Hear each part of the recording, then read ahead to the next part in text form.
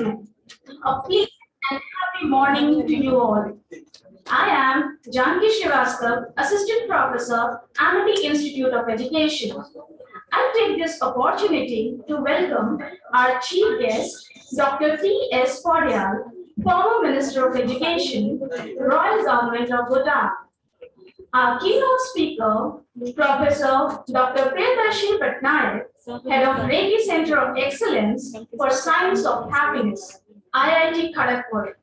Respected delegates, Honorable Dr. Ashok K. Chauhan Sir, Founder President, Inaugural Education Foundation.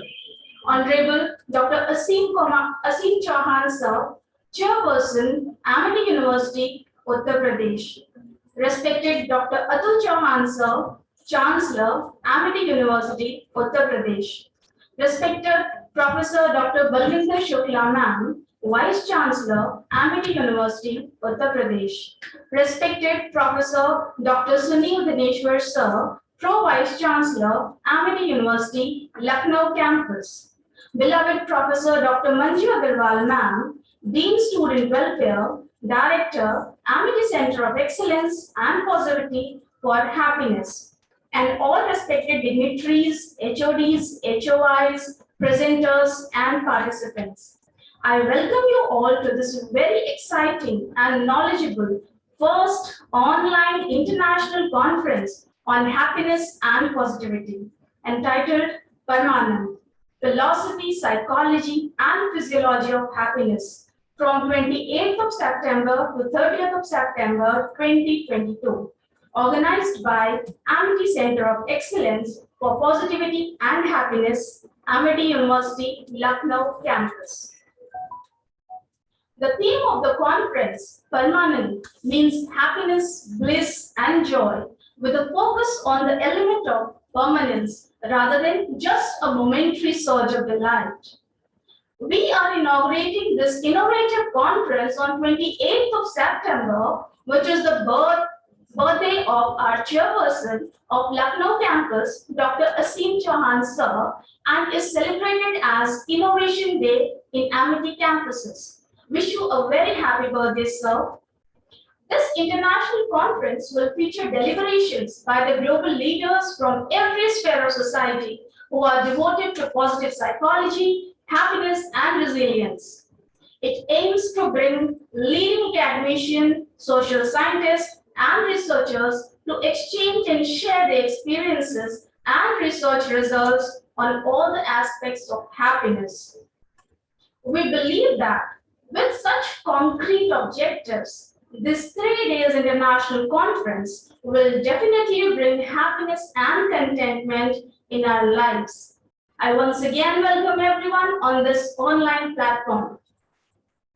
In India, we believe in starting any auspicious work with the lighting of lamp.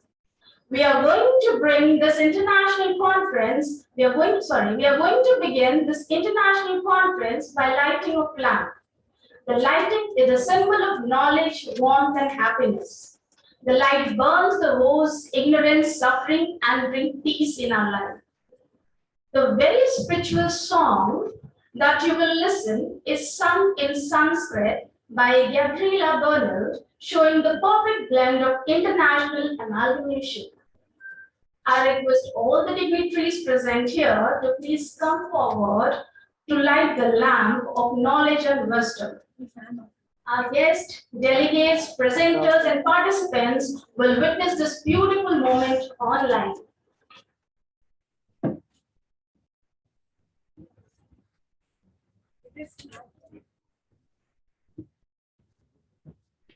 Ramyam Visha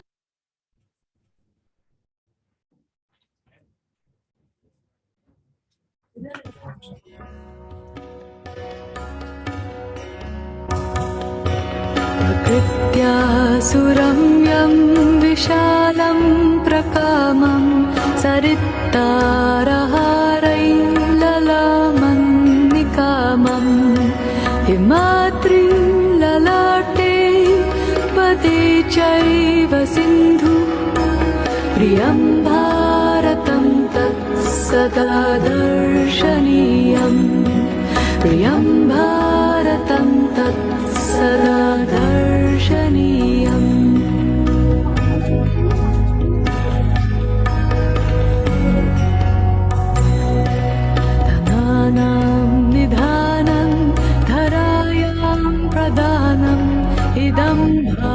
भारतं देवलोकेन तुल्यम् शून्यस्य शुभ्रं विदेशेषु गीतम् इदं भारतं तत्सदा पूजनीयम् इदं भारतं तत्सदा पूजनीयम्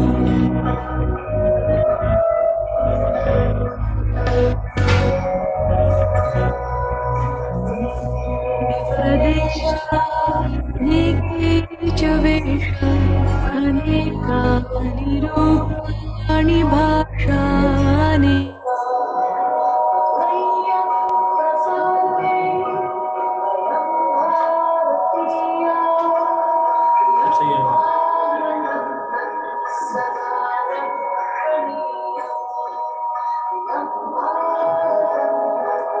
वो email चाहिए, वो ईमेल ही चाहिए वो।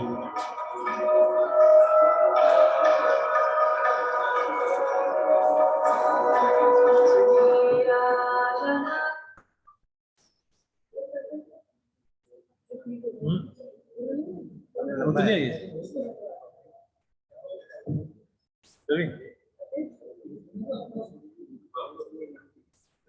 This was divine and pious. The sound Om is considered as the first sound of the universe in Hinduism. All other sounds, vibrations, and life forms are believed to have originated from the vibrational frequency of Om, and it is the primordial sound of the universe. Chanting Om is experienced and researched to be transcendental. Thus, I request all the dignitaries and everyone who has joined us online and offline to please close their eyes. I request everyone who is there attending this international conference to please close their eyes and chant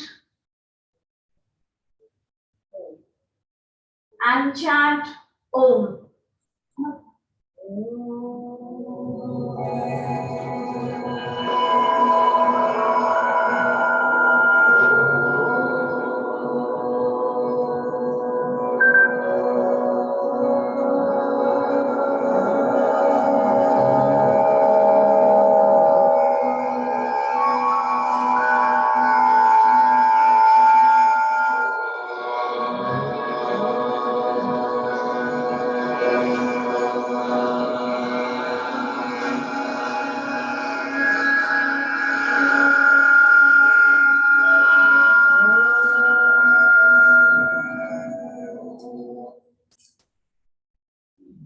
I hope you all must be feeling relaxed.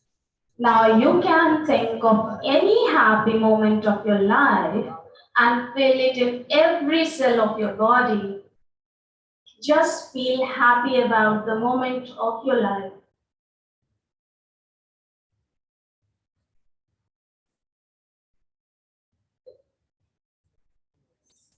Thank you so much.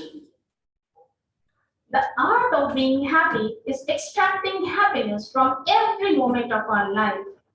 Dancing is something which can make us happy and feel energetic. Dance gives us pleasure and happiness. So, what could be a better start than an Indian classical dance? It will give us a glimpse of rich Indian culture. We have a beautiful performance by Ridhima Srivastava, Amity School of Communication.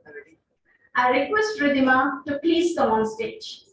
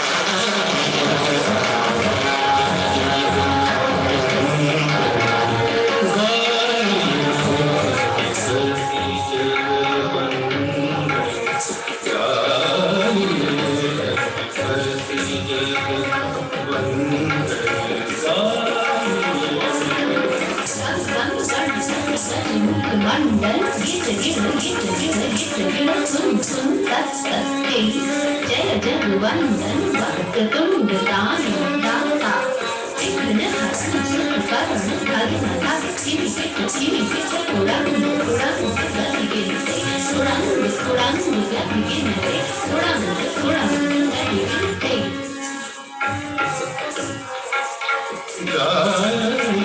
Ganpati जगवंदन Shankar सुमन भवानी के नंदन शंकर सुमन भवानी के नंदन गाये गणपति जगवंदन गाये गणपति जगवंदन सिद्ध सदन भगवदन विनायकी सिद्ध सदन भगवदन विनायक कृपा सिंधु सुंदर सबलाग गाये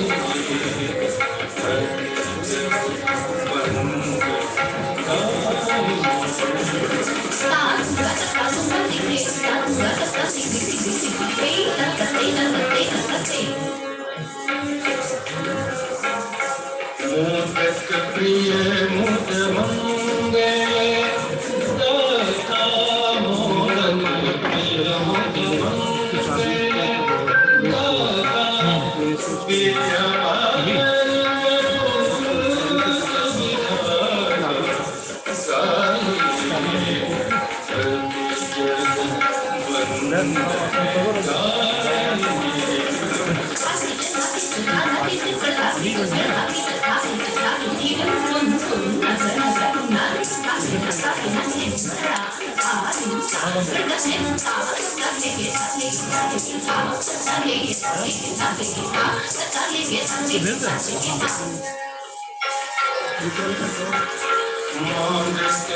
तुलसीदास करे जोरे मोगस तुलसीदास करे जोरे बसहु राम मानस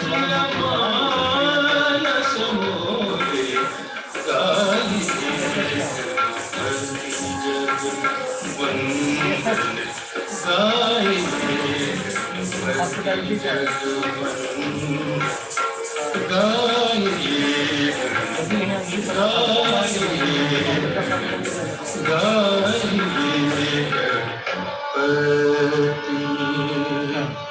जगवंदन गाये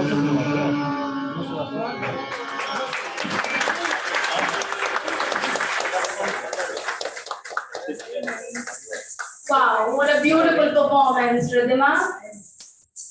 I hope everyone must have enjoyed the performance.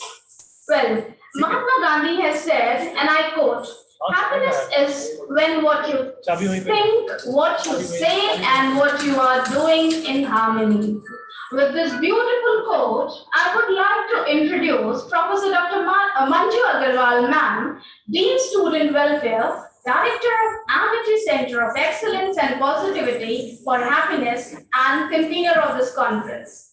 Ma'am is a psychotherapist, IMDHA certified hypnotherapist, mind coach, a social entrepreneur, and an educationist with 40 years of research, teaching, and industry experience.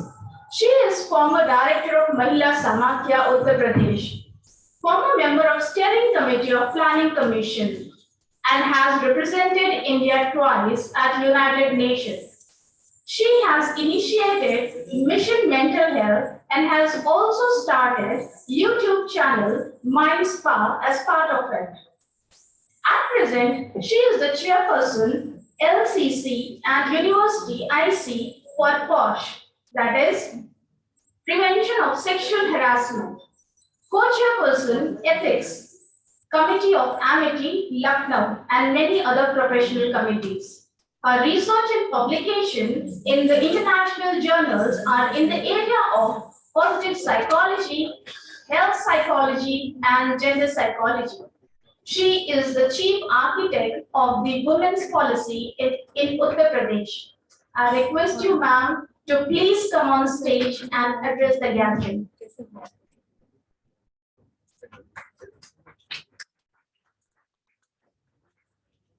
सभी को मेरा नमस्कार। आज ये खुशी का दिन है और हम सब यहाँ जमा हुए हैं, इकट्ठा हुए हैं, बहुत सारे लोग ऑफलाइन और बहुत सारे लोग online. So I wish happiness to everyone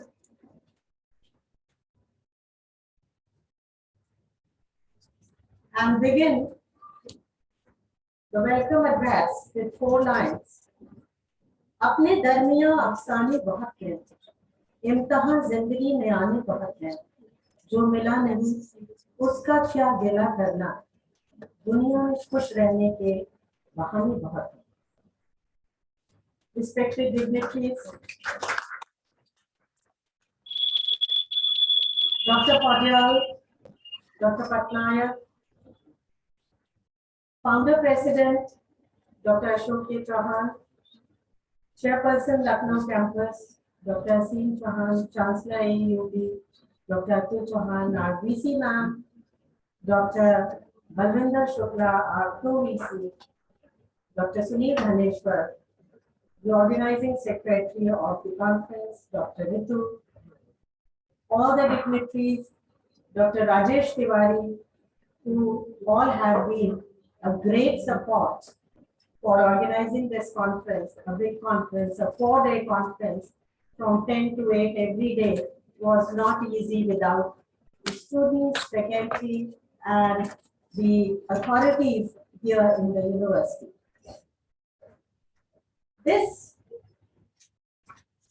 First of all, I would like to thank Dr. Padyal, who is the chief guest, and he agreed to be despite his bad health.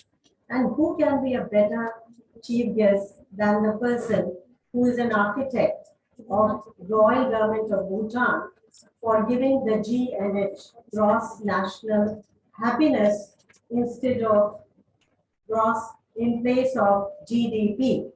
The Royal Government of Bhutan initiated it in 1970, realizing that GDP is not taking us where we really want to reach, and therefore Bhutan is also considered one of the seats of happiness. And when you go there, you feel a kind of vibrancy, serenity, and happiness in the air itself. Moreover, the focus is on achieving material goals like degrees, marriage, children. But is it just a misnomer that we will be happy after achieving it? Our experience is that the depression, suicide rates are increasing world over. Terrorism, war, we see everywhere, indiscriminate shooting. So are we on the right path? Happiness has though become a buzzword, but it is actually in a nascent stage.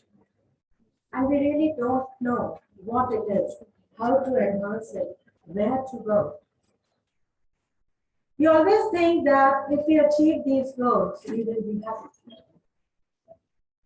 Have we? Because the moment we achieve something, we set another goal and the happiness becomes extremely temporary and impermanent. When we talk of permanent, we are talking of permanence as well. The internal happiness, the real happiness, and therefore all the studies, all the research, Harvard studies are showing that we need to reverse the process. Be happy first, and then set your goals, and then achieve them. And once you achieve it in happy state, your results are much better. You do it with greater accuracy and rewards are better. In fact, it has been found in a Harvard study that even doctors' diagnosis is 19% more accurate when done in a happy state, while we have been doing it every day, morning till evening, even then. So I think our aim should be, because it said, even Dalai Lama said that ultimate aim is happiness. But what are we doing here? How much we are investing on becoming happy in our own lives? How much we are investing in our children to make them happy? Have we decided that if they get admission in the best school, they'll be happy and I'll be happy? Have we decided that if we get a six-figure salary, they'll be happy and I'll be happy? And by these decisions, where have we reached? If you are happy, there is health advantage.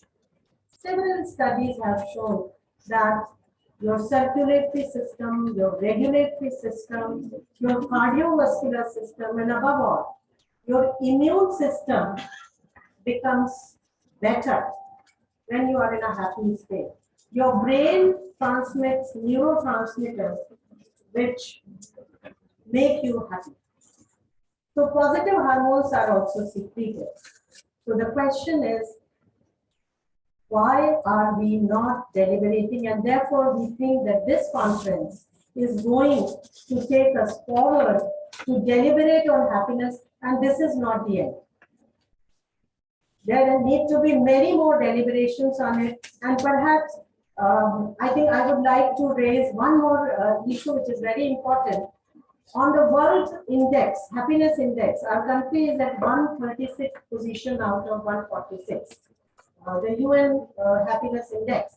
But my question is, what are the parameters? And when I looked at the parameters, a lot of parameters are related to the GDP, the PPP.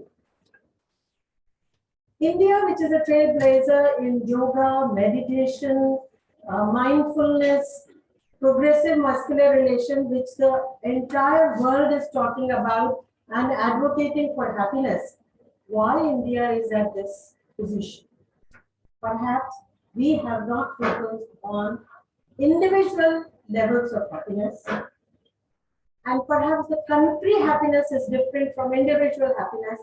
And just as recently our country became yoga guru internationally, I'm seeing that day when our country becomes happiness guru, and we are able to inculcate in our own lives the principles, the very simple principles of mindfulness, very simple principles. Yesterday we had 3 workshops, and in all the 3 workshops, very simple techniques were given by the international speakers. All of them were Indian. One was, of course, from Bhutan, but they are all international level, and they gave simple words how we can increase our happiness. And they demonstrated it during the practice sessions in the workshop, and the participants immediately felt and said that, yes, we are feeling happier and lighter and better. So the techniques are very simple. Perhaps we have not adopted in our own lives, which we need to do. And through this conference, through the deliberations, through the workshops, and we don't want this to be an end but a beginning. And we need with support from all of you, and I'm sure all of you are going to be, who have joined online and offline, to take it forward and make India happiness guru. Thank you.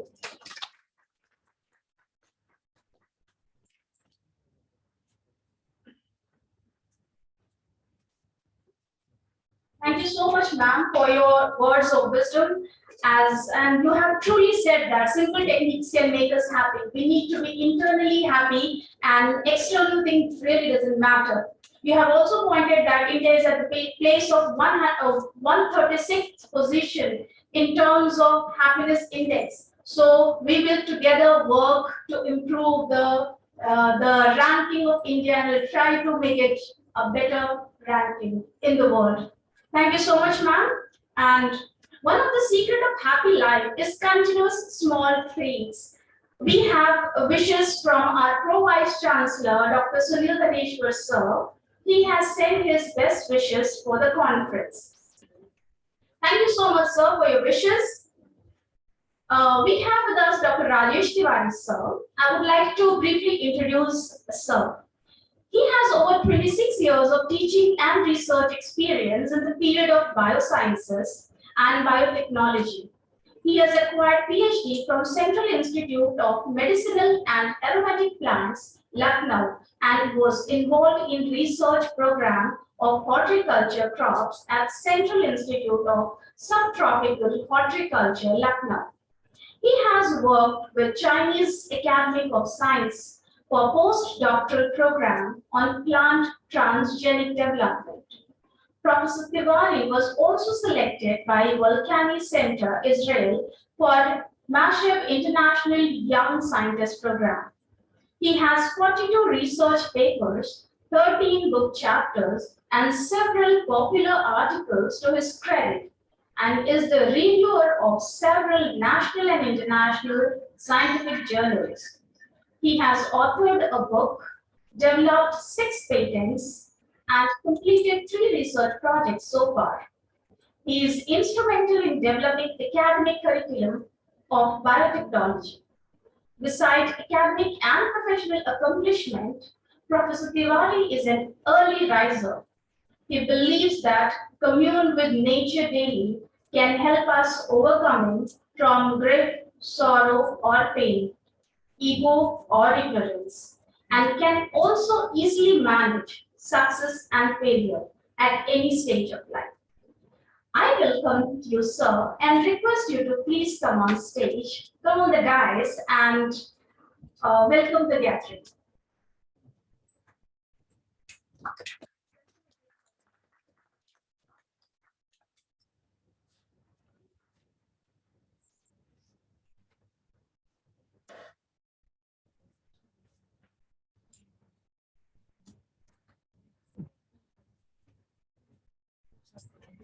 So very good morning to all of you, and thank you for such a kind introduction.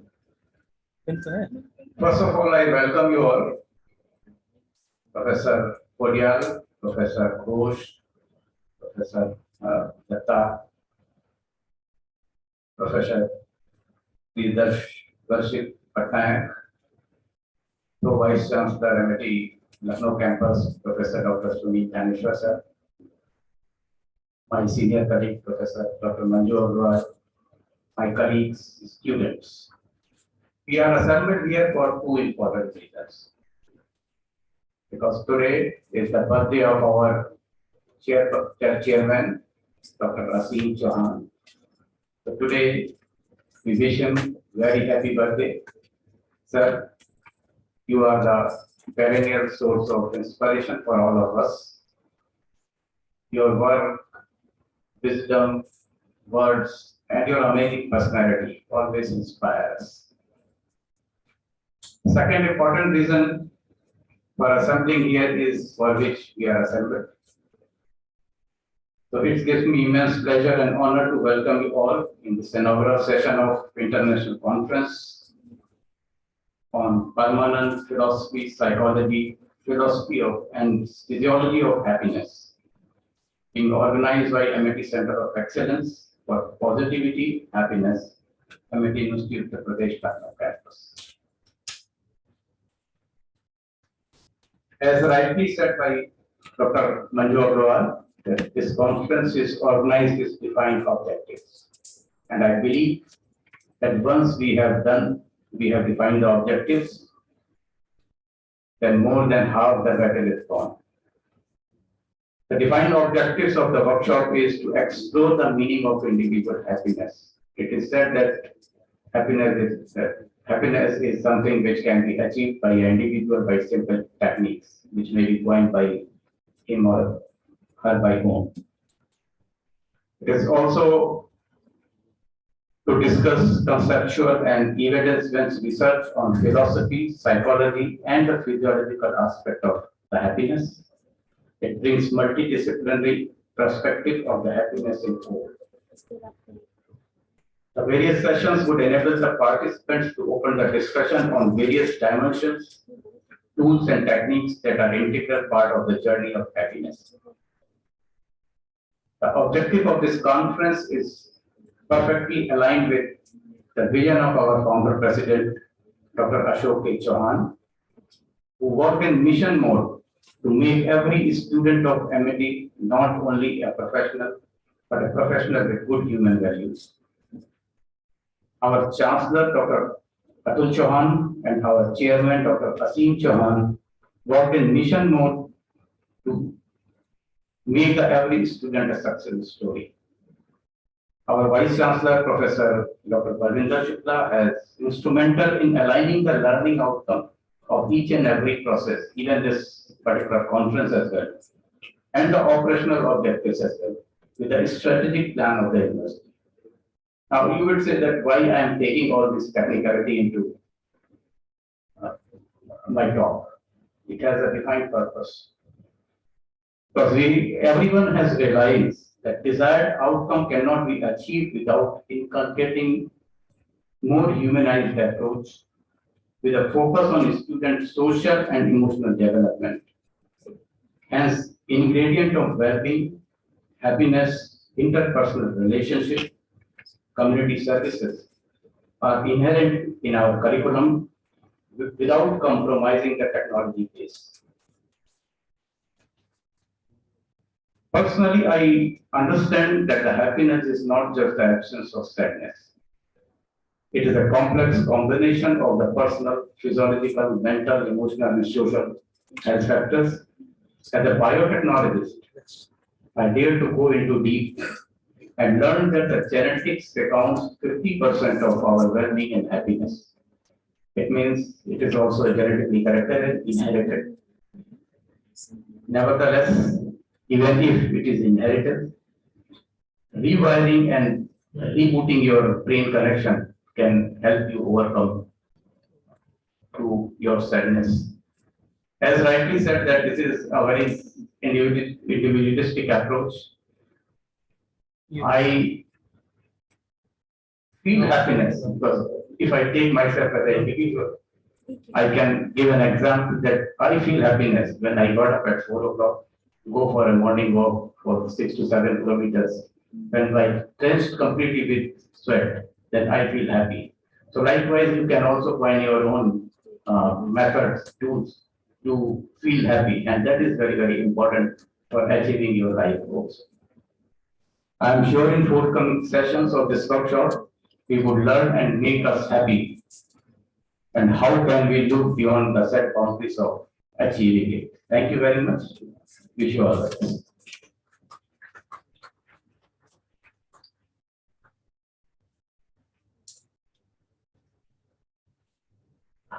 Thank you so much, sir, for giving your views on happiness.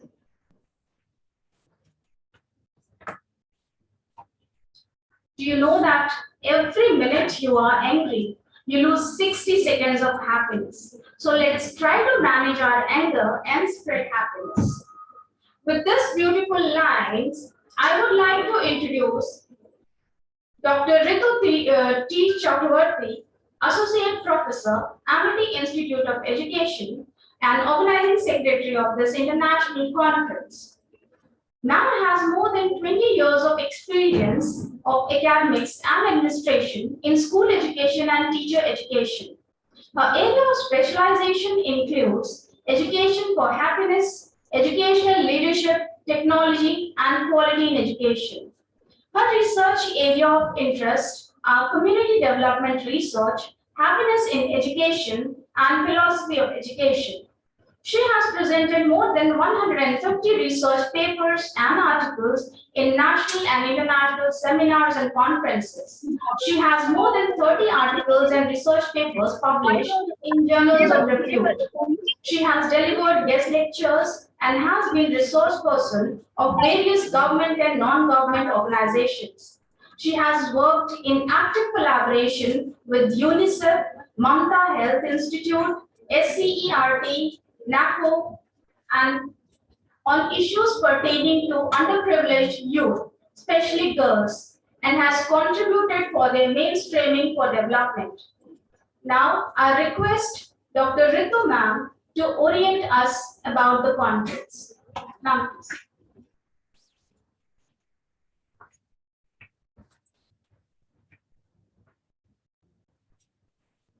Thank you, Janki, and welcome to this August gathering. Verse 70 of Bhagavad Gita, Shri Krishna says, Apurya Mananam Achala Pratishtanam Samudram apra pravashanti yadvat. Tadvat kam yan prashlanti sarve. Sa shantim apnoti na kama kamini. As the water of different rivers enters the great ocean, which though full of all sight remain undisturbed, like wise person who is not disturbed by incessant flow of desires can alone achieve peace, and not the man who run after these desires and strives to satisfy such desires. Happiness is internal and external engagement of positive sign around us. What is happiness?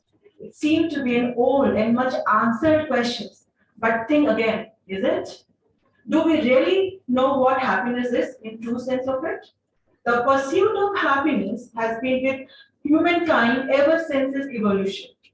It has been explored by Rishi Munis, scientists, philosophers, psychologists, educationists, recently in policies, and multiple meanings and directions pertaining to the word has been researched and communicated. Some say it is a state of mind, while others believe that it is a lifelong pursuit. Few others calculated the gross national happiness (GNH) based on certain factors for measuring the happiness. Thus, it seems that the real sense of happiness still is under exploration stage as it was millions of years ago. With so many versions of happiness, it appears that it is difficult to have a single definition for it. And it is quite natural because happiness is a purely internal and external engagement of positive signs in our life based on our experiences. Thus, my definition of happiness can be very, very different from yours. In a study on happiness and life experiences conducted on different age groups of people by MIT Center of Excellence for Positivity and Happiness, 76% of respondents believe that happiness depends on life experiences, and out of which 37% of the people consider their life experience are excellent and they are happy. It means that though the people believe the happiness is directly proportional to the life experiences, but their perspective to the life experience is not positive, as 39% of respondents found that they are not happy. On the other question, is it difficult to be happy in the time of crisis or adversity? The responses were very worrisome.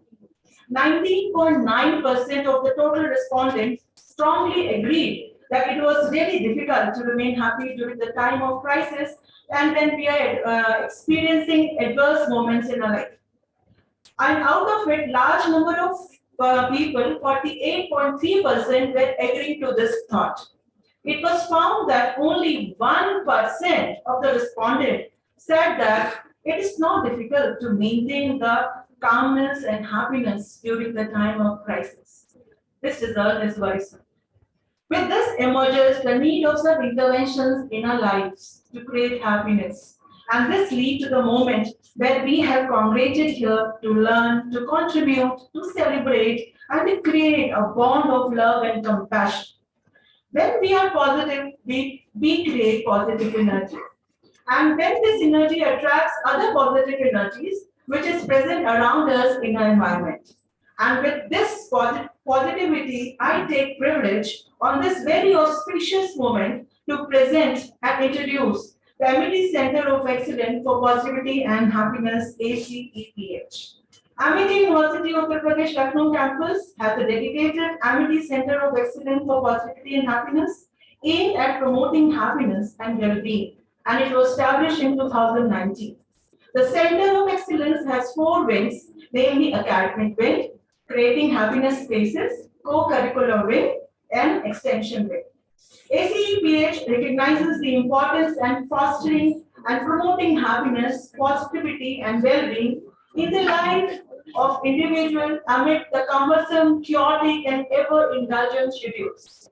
ACEPH provides an excellent personal and professional platform for academic and scholars of all ages, backgrounds to come together and exchange the latest ideas and inform each other's perspective through their own cultural and disciplinary backgrounds and experiences. The center welcomes and are all willing to join and contribute in this pursuit of happiness, making the world a better place to live and work in. We have made a small movie on happiness on this center, and for this occasion, we are going to screen this movie for the first time now in this international conference on permanent philosophy, psychology, and physiology of happiness. Please play the movie. This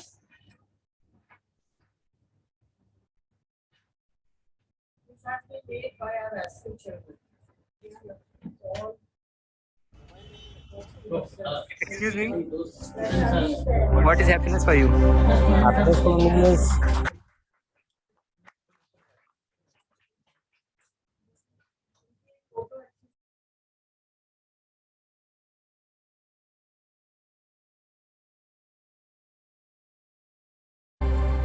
living life to the fullest. Excuse me, what is happiness for you? Happiness for me is living life to the fullest. Happiness for me is this endless ocean of knowledge. Happiness for me is expression through poetry. Happiness for me is nature. Happiness for me is my passion, that is riding motorcycles. Happiness for me is being physically active. Happiness for me is music.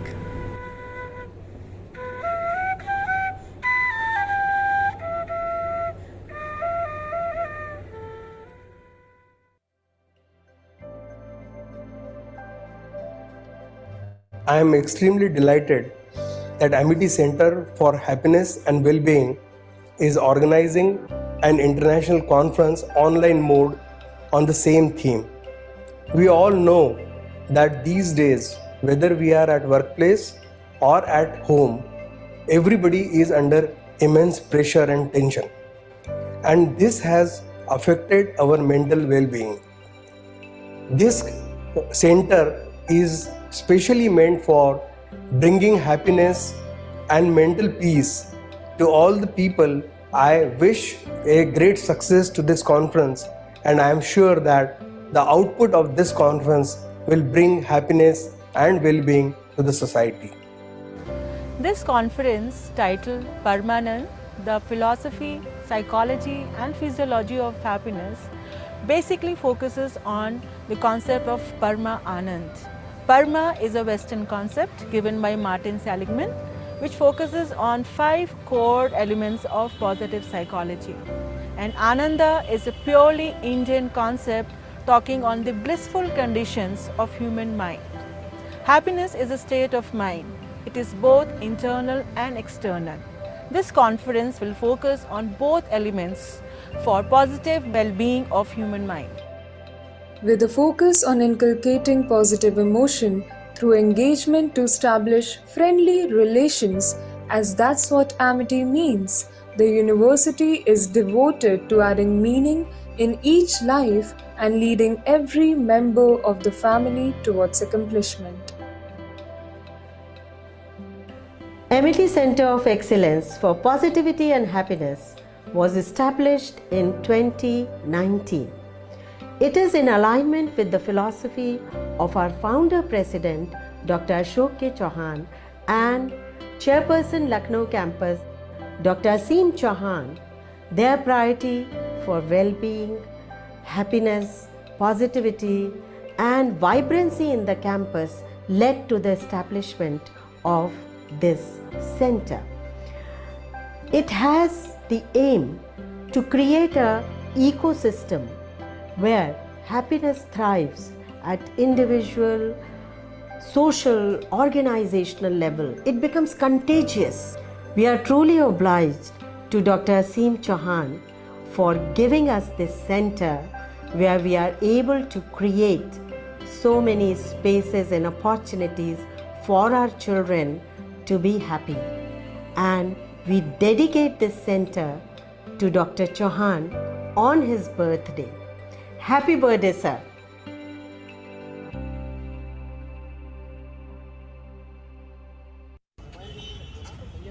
Excuse me.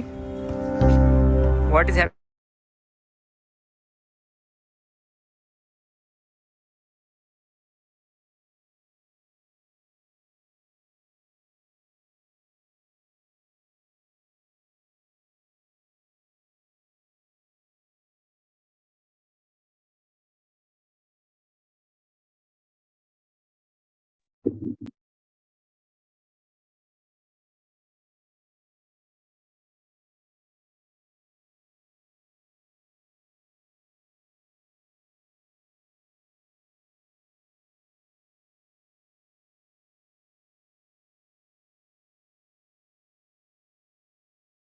And to deliberate upon varied perspectives of happiness. The genesis of this conference has been shared by Professor Dr. Manju Agrawal, the director of the center. Dear esteemed dignitaries, invited guests, and colleagues, allow me to share a little on the theme.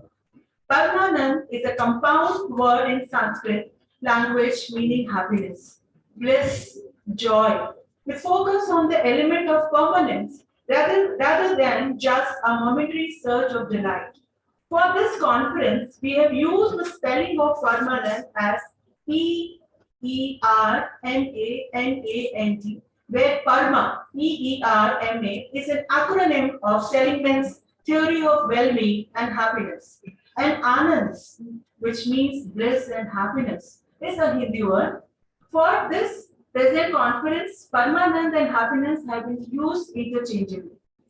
The key objectives formulated for this conference are as follows: to explore the meaning of individual happiness, to discuss the conceptual and evidence-based research on philosophy, psychology, and physiology of happiness, तो अभी sir वो obtain letter को बस करवा open दीजिए discussion on और various वो letter हमें मिलेगा या हम डायरेक्ट जाएंगे उधर of happiness, to initiate a dialogue with concrete implementation plan on policy of happiness, to understand the correlates of happiness, to create awareness and mechanisms for radiating happiness within and around, to bring multidisciplinary perspective of happiness on one common platform.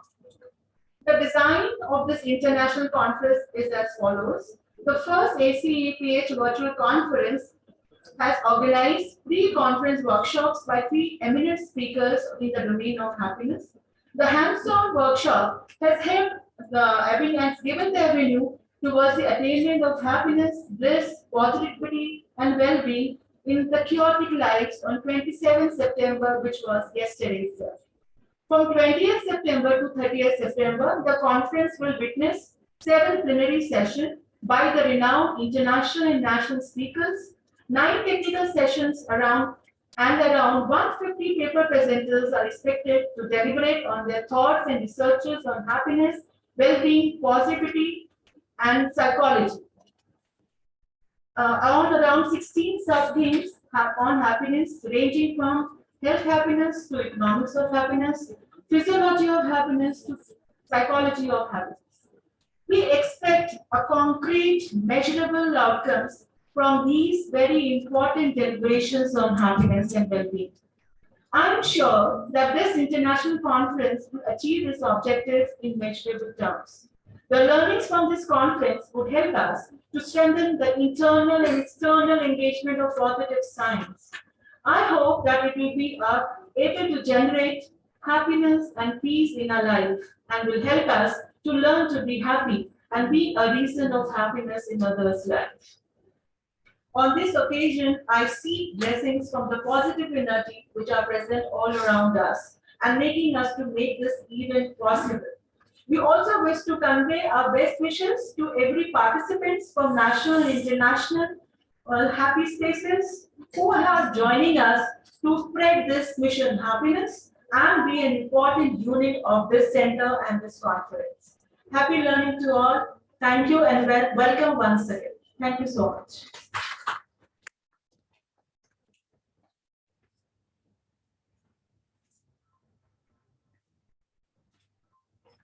Thank you so much, ma'am, for orienting us about the conference. You have truly said that positive energy attracts positive. So we will attract the positive energy to spread happiness more and more.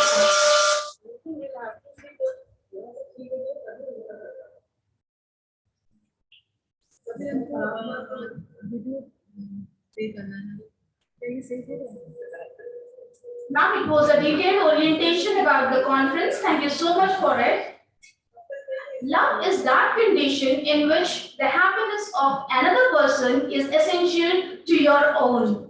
Today we have one such happy person as our keynote speaker, Professor Dr. Priyadarshi Patnaik, Head of Reiki Center of Excellence for Science of Happiness, IIT Kharagpur. I request Dr. Ritu ma'am to please kindly introduce Dr. Priyadarshi Patnaik sir. Ma'am.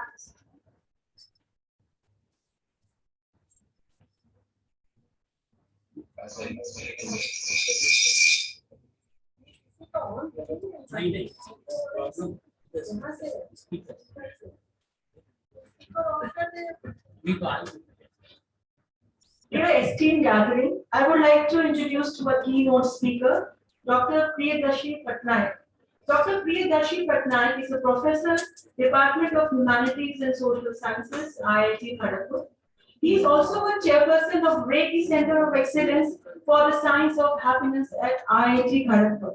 He has joined IIT Kharagpur in 1997.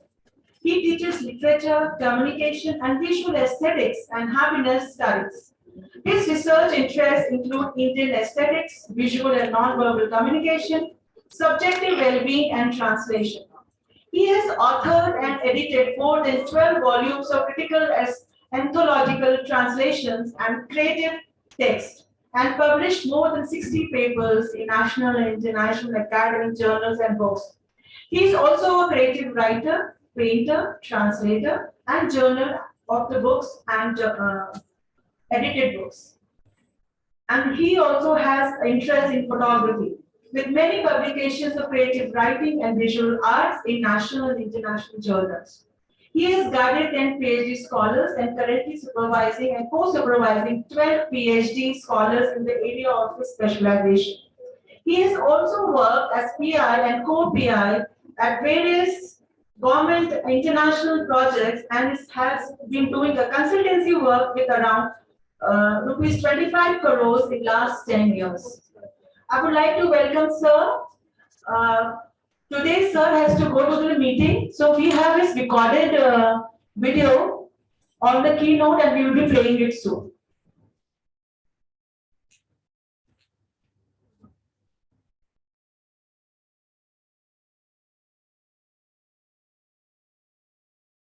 A very good morning to all of you at the Amity Center of Excellence for Positivity and Happiness, Amity University, Lucknow. It's my honor to be a part of your inaugural program and to share my experiences, both in the context of setting up a Center of Excellence for the Science of Happiness at IIT Kharagpur, as well as my small experience in being involved with the concept of measurement of happiness with all of you. So I'm extremely sorry that I have not been able to give a live talk because of other urgent work during the same period of time. However, I hope that people who wish to connect with me would be able to get in touch with me later on. And I hope to be a part of this international conference, maybe in the later afternoon or tomorrow, as time permits. I would like to share my presentation with all of you as I begin this particular short discussion with all of you. So my focus is going to be on two aspects, as I said with you. That is the creation of the Center for Happiness and measuring happiness in various contexts, my experiences and whatever little I have learned, because that probably is going to benefit many people. I know that great stalwarts are here to talk about various aspects of happiness and well-being. And my small presentation, my short presentation, may not have too much of worth, but my focus would be essentially experience here. And that is something which may be invaluable to people who are in the process of setting up centers, who are in the process of taking up challenging issues for research or for taking care of socio-cultural problems as they go around. Before I move on to the content of my talk, as you can see here itself, This is small screenshot of the website of the center. Gives you the vision, mission, research, courses, projects, training programs, events, people, labs, and various other things that we do over here. Now, what I would like to say is that I would be talking about some of these aspects as we go ahead, and I discuss the details with all of you. The talk is divided into two parts. At the outset, we will talk about why happiness is relevant, how did it and when did it get momentum, the centers of happiness that are coming up all around us, and the Reiki Center and its function at IIT Kharagpur. So, happiness centers. And the second part would focus on the concept of measuring happiness. Again, why measure happiness, subjective measurements, measurement in the context of cities, states, and then measuring in the context of the body and mind, which are essentially inferential. Now, at the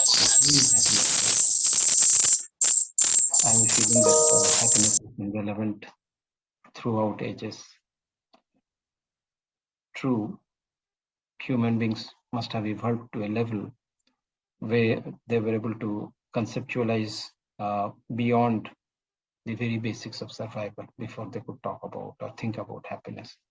In fact, as we are well aware, there are less number of happiness emotions and more number of negative emotions around. If you look at the perspective of Paul Ekman's classification of 6 basic emotions: sadness, happiness, anger, fear, surprise, and disgust.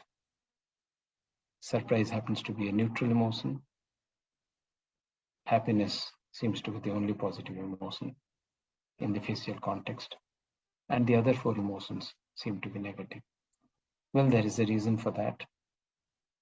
In a detrimental environment, in a negative environment, surviving would need attention, anxiety, worry, carefulness, caution, and if you are extremely happy, then probably many of these emotions, these qualities, this alertness and other things would not be there. Probably from a survival perspective, we needed the negative emotions. But what now? And what about since the ages?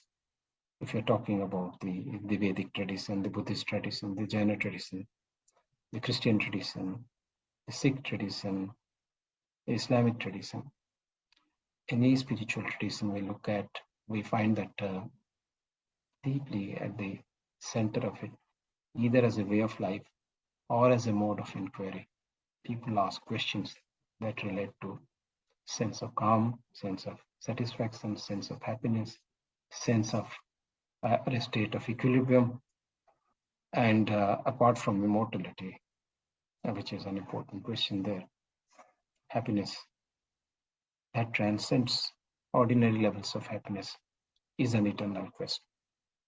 Call it sunyata, call it nirvana, call it moksha, give it any other name that you want to. But it has been a central obsession, if I can use the term, throughout the world. The other reason that happiness is relevant because in our day-to-day life, as well as from a physiological perspective, we tend to avoid unhappiness and tend to welcome happiness. This quest for avoiding pain and moving in the direction of pleasure is probably almost universal across not only human beings, but the various creatures of the world. They are very strongly linked to the element of survival. But of course, survival is a very complex thing, and in that particular context, both happiness and unhappiness play an important role. But we tend to have a desire to move in the direction of happiness as opposed to unhappiness. If you're looking at the context of affluence versus poverty that we face today, material affluence beyond a particular point doesn't give happiness.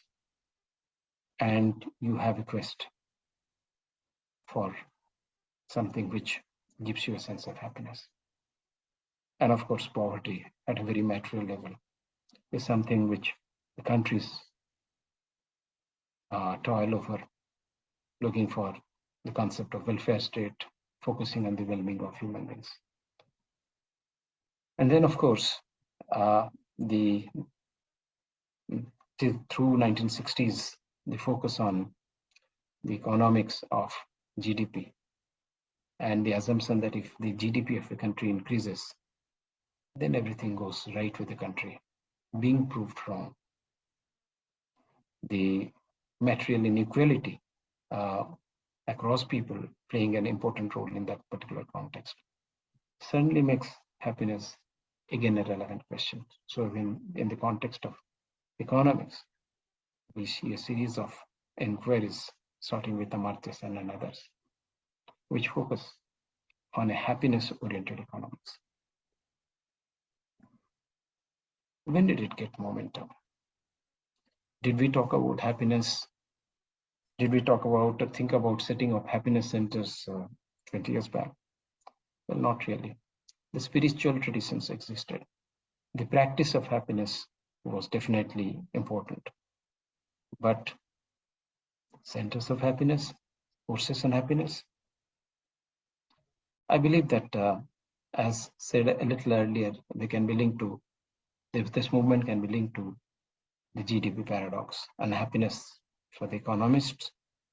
There is still a paradox which made people aware that beyond a particular point, even if you had more money, that did not necessarily lead to more happiness. Of course, the theory has gone through many interpretations, critiques, but some of the fundamental concepts stand. One of the possible reasons is comparison. If I have one house and you have two houses, I'm dissatisfied because I compare you with me.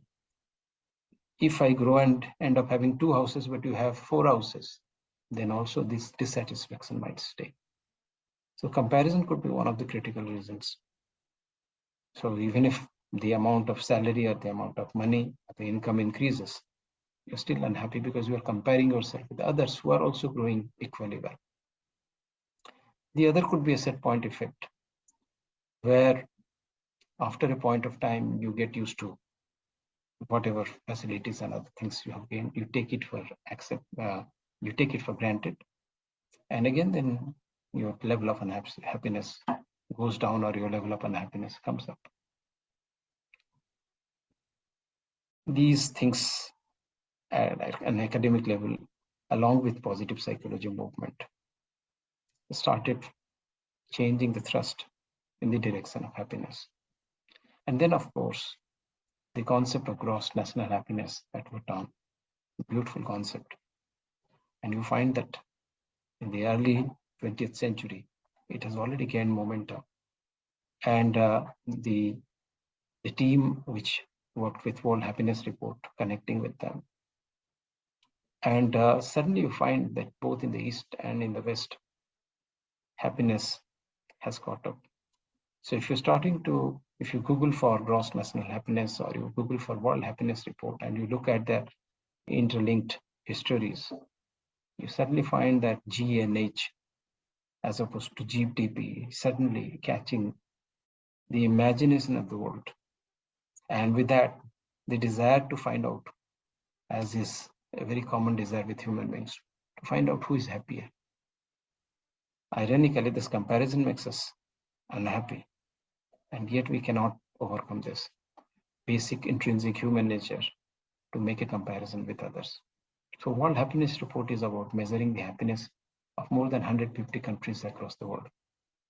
And that again is something which happened in the early part of the 20th century, or the early part of the first decade of the 20th century. So you started having the reports, 1912, 1914 came up. And then, of course, the Sustainable Development Goals that came up, and the socio-cultural, the climate-oriented orientation, where you focus on people, you focus on some of the basic amenities that are required, bringing in not only the subjective aspect of happiness, but also the objective parameters, the basic objective requirements that need to be addressed if somebody has to be happy or if a community has to be happy.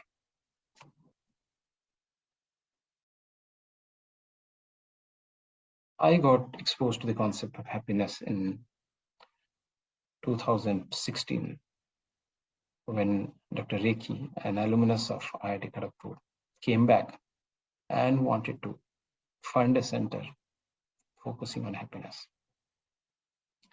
I believe that probably was one of the first centers, if not the first, because one can always debate about that. That came up 6 years back, a little more than 6 years back at IIT Kharagpur. But then by that time, Harvard University had its happiness course, Pennsylvania University had its course, Martin Seligman, Coursera was offering courses, Yale University. So across the world, there were many happiness courses and they were extremely popular.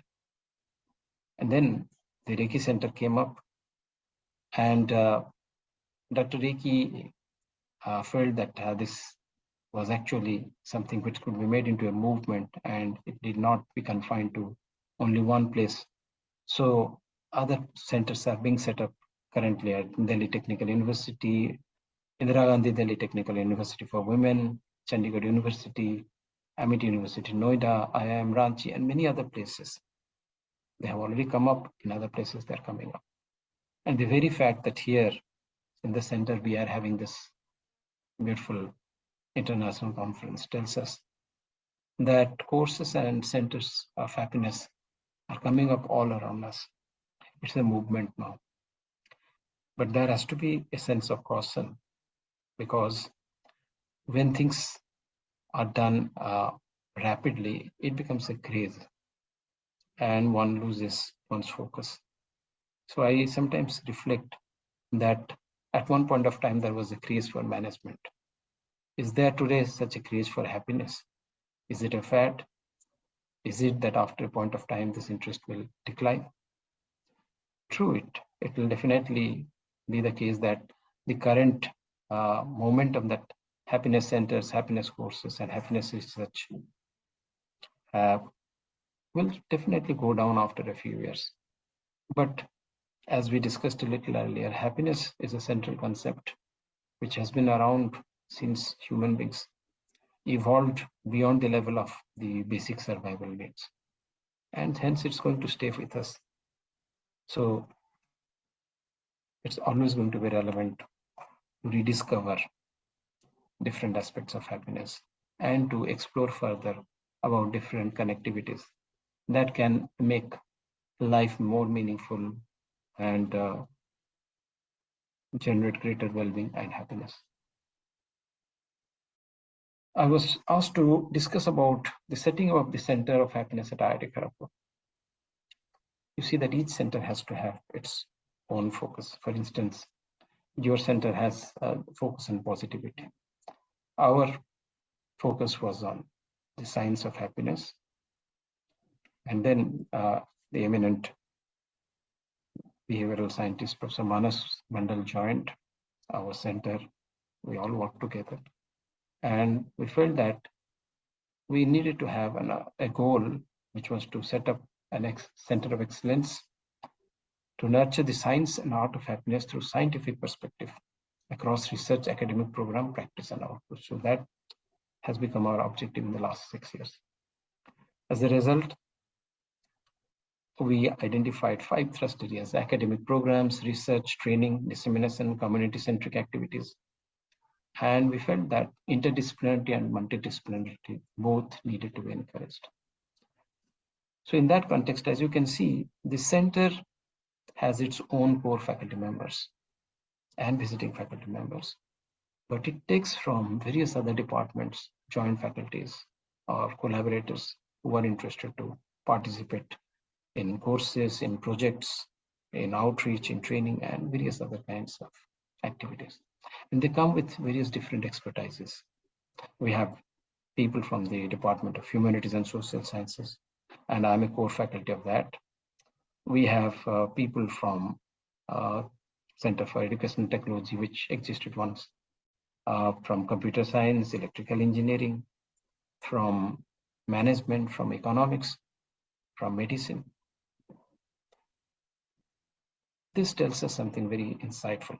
And then, of course, the practitioners of happiness, mindfulness, art of living. We invited people to join us from various walks of life because we realized that happiness is not confined to a specific discipline. Happiness, by default, is transdisciplinary. And any research that can be done will have to be both transdisciplinary as well as interdisciplinary. Multiple disciplines can independently work on them. The concepts of happiness and well-being. Economics can work on it, psychology, cognitive science. But in many cases, convergences can give us a more holistic picture of what happens, why it happens, and how it can have a more meaningful impact on our lives. We have more than 10 courses across UG, PG, and PhD. We have more than 40 research scholars doing their PhD, MS, and PDF with us in various areas.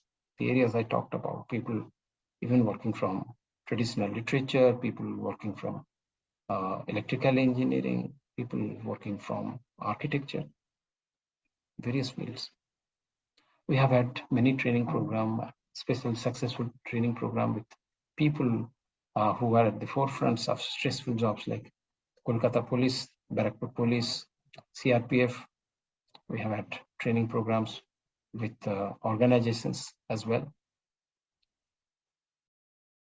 We not only talk about technology dissemination because we are a technology institute and we can always create meaningful technologies, some of which have actually happened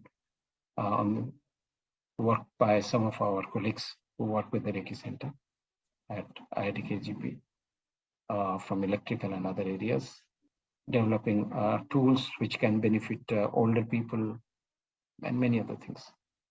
But we also have community-centric activities. During the COVID, we had a number of workshops online on COVID stress. We had on mindfulness. One of my colleagues, Dr. Sandhu Chetri, who had his workshop yesterday, is very much a part of the team and conducted a lot of these. Other members whom I wouldn't be naming here were also involved. So apart from the research, we had community-centric activities. Research included both research by scholars, our faculty members. It also involved research which were sponsored in the form of R&D activities. Our work with the government of Madhya Pradesh, NKDA, New Town, Kolkata, happened to be in those lines. There are other projects as well. Now I move on to the second part of my presentation, which is why measure happiness. I briefly shared with you the emergence of our center, the growth of our center over a period of 6 years. So obviously right at the beginning, we were a small center. We didn't even have a space of our own. Right now we have our own facility. We have a very good lab, which I'll talk about a little later. And we have wonderful people as resource persons all around us. We were able to organize more than 4 international conferences in collaboration with Waterloo University. We have had more than 5 field schools which focus on environmental well-being and the well-being of marginalized communities. We have had workshops in Sundarbans for the marginalized communities and fisher people over there. So we are doing a lot of things, and we grew gradually. And wherever we are now, we are over a period of gradual growth with the support of our institute. And of course, Dr. Reiki, who has supported us throughout. But coming to the point, which is the central focus in the second part of my small brief talk, why measure happiness? And how did we get involved in the process of measuring happiness? Because For any kind of comparison, now it's felt to be relevant. More important than that, if we talked about measuring happiness 20 years back, people would have laughed at us. But today, when you talk about measuring happiness, there is a belief that yes, in some direct or indirect way, it can be measured. There is a lot of debate around each measurement of happiness. And that's because the very concept of happiness itself is so very amorphous, so very debatable. Every country, every human being having a different concept of happiness. So that's one of the reasons we find that happiness played a very important role. We also find that happiness plays an important role because the positive psychology movement that came up in the US and then spread to other countries. Martin Seligman playing an important role in that. The welfare and well-being discourse, especially economic. The ecological focus that people started talking about the well-being of the planet because they started realizing that unless the planet did well, we would not do well. So suddenly the concept of ecology coming in significantly. And it gets reflected in the latest reports of World Happiness reports. And then, of course, the relevance is that if you can measure something, you can modify, if you can assess something. Measuring something is assessing something. Then you can modify the behavior of the people. So you can have interventions, policy changes. One of the reasons we got involved with the university, with the government of Madhya Pradesh and with NKDA, Newtown in West Bengal, dealing with the measurement of happiness level of the people of a city or the people of a state. Well, the field is vast, and anything that I would say about it would be very, very rudimentary. Subjective measurement of happiness. If you're talking about the concept of happiness, we can always divide happiness into subjective and objective happiness. Subjective happiness is the mental state. Objective happiness would be the various material objects that lead to a state of maybe well-being or a feeling of meaningfulness or goodness. When we are talking of subjective measurements, the inventories, scales where people will ask you questions like, are you happy, unhappy, whatever it is, basically deal with your mind. So we have the Oxford Happiness Inventory, we have Subjective Happiness Scale by Sonia Rogumsky, we have Tyner's popular scale, Satisfaction with Life, especially aspect of subjective well-being, positive and negative affect emotion scale, Watson, Clark, and others, happiness ladder, which is used in the World Happiness Report. What exactly happens over here? This is a subjective measure because it is taking into account my perspective. It is asking how I feel, and I am reporting it. Nobody else is measuring me. Whether I am happy or not is not being measured by somebody else, but it's being measured by myself. I am asking this question to myself. Am I happy? And I'm responding to this question. If I am comparing all the positive experiences I have had in my life so far and all the negative experiences, which one weighs more heavily? I'm asking myself this question. In the last 1 month, have I had more moments of happiness or more moments of unhappiness? More pleasant experiences or more unpleasant experiences? Okay. Or we are having a ladder known as the Cantrell ladder, which is used by the World Happiness Report.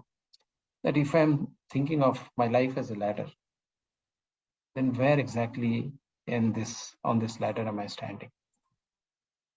If the 10th step is the happiest and the bottommost step is the unhappiest, where am I located? And this Gallup does this particular survey across more than 150 countries. We may or may not agree with their methodology. They, over a period of 2 years, they take this response from 2,000 people, whether it's a big country like India or a small country like Bhutan. And then they average it out and they say that, okay, on the ladder, India stands a little above 5, which is just about neither happy nor unhappy, or a little above that. Maybe another country is in Africa is well below 5. Maybe it's at 4. It's unhappy. Maybe a Scandinavian country, or let's say Switzerland or Sweden, they are now currently located on the ladder at 8. This is how they measure happiness. And they say that, okay, when you average it out, which country seems to be happier?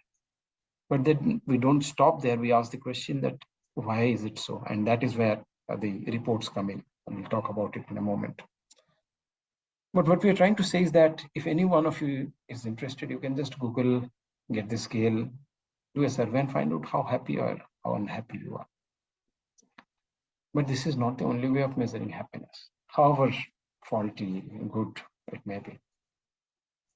For instance, I will come to the examples, because when we were asked to look at create a happiness index for Madhya Pradesh 4 years back, we did develop the index, but unfortunately, because of governmental issues, it has not yet been administered. But we are hopeful that maybe this year or early next year it will be administered. We are in close discussion with them.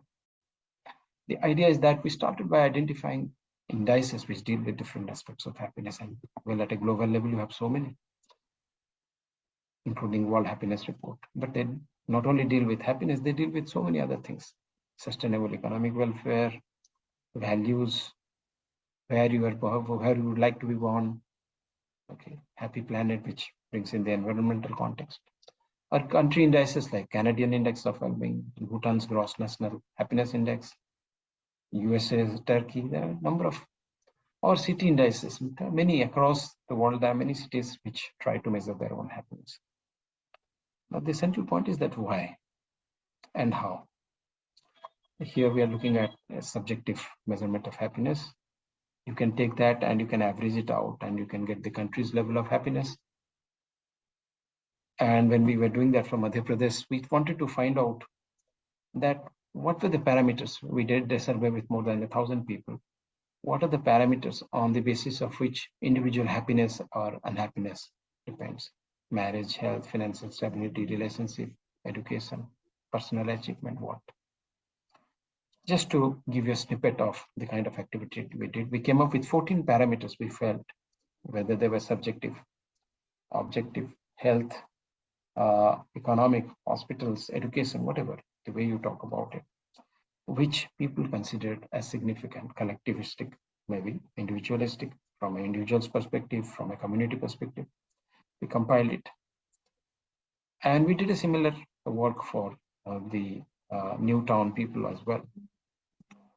What I'm trying to say is that then for each of these, let's say, indicators that we're looking at, we've had sub-indicators. So at the end of the day, you might have a questionnaire with 60, 70, or 80 questions, with them being clubbed under a specific category. Let's say health and well-being, then mental health, or let's say education, let's say financial security, women empowerment, so on and so forth. So what I'm trying to say is that we did such things, and I was also a part of the Happy Cities India agenda, where one of the papers which came out in that report, there were a number of people from many parts of the country, parts of the world, and I got involved in the process as well, luckily. And the snippet tells us a little bit about the way the report on Happy Cities was looking at enablers of happiness and design of happiness in cities. For our Newtown work, we looked at health services, gender concerns, secondary education, primary education, economic conditions, security services, a number of cultural aspects, governance. all these things, and life satisfaction was doing good. In certain other cases, maybe the place was not doing good. In some cases, the policies, the governance could improve those conditions. In some cases, maybe it would not do that. Let's say, and definitely with its architecture, its environment, its social compatibility available, affect relationships beyond the personal level. So, to cut a long story short, when you measure the happiness of cities or countries, you are actually doing something where you are able to, for instance, gross national happiness or a World Happiness Report, or even our work, you are able to identify where things have gone wrong, where things have gone well. You are getting the people's perception of what can make them happier. So it has tremendous political policy implications. The field is vast, and meaningful work can happen. My conviction is only with collaboration, by respecting others' areas of knowledge, but learning from there, by working together. So I wish this conference a success. I would very much like to learn from the various talks being organized and from the center whenever I have an opportunity. Thank you and namaskar.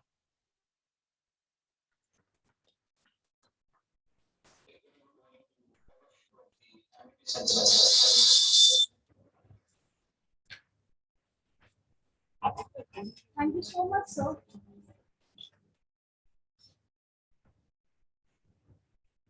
Thank you so much, sir, for explaining so well about happiness. Sir has explained that we should not compare ourselves with anyone because comparing brings unhappiness. He has also explained about the relevance of happiness in our life. Now I request Professor Dr. Manju Agarwal ma'am to please present the certificate of appreciation to Dr. Priyadarshi Patnaik sir.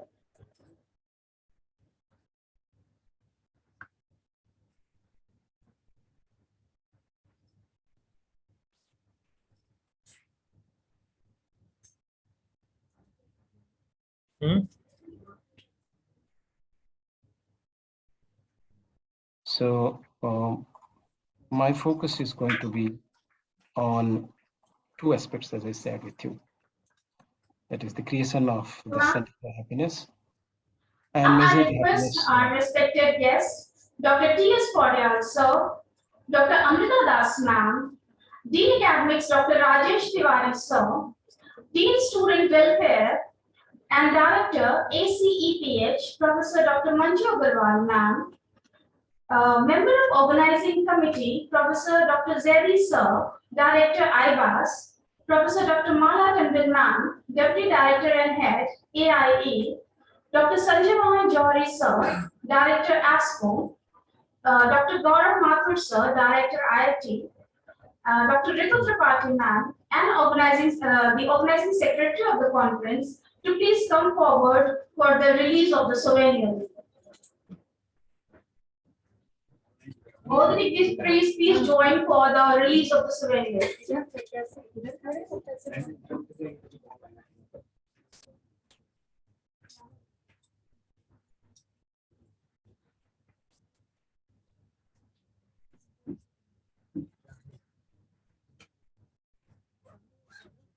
इसको छोटा side में जो window आ रही है ना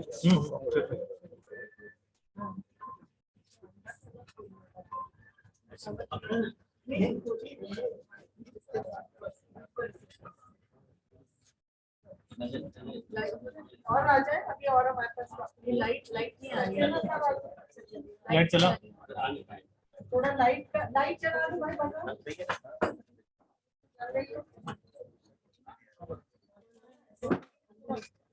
अब ठीक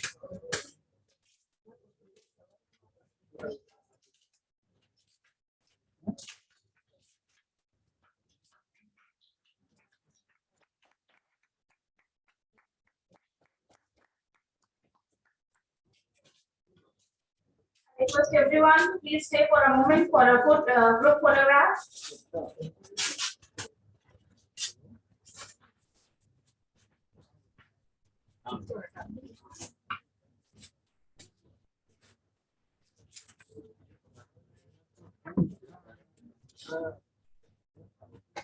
I request everyone to please give a huge round of clap for the release of the souvenir.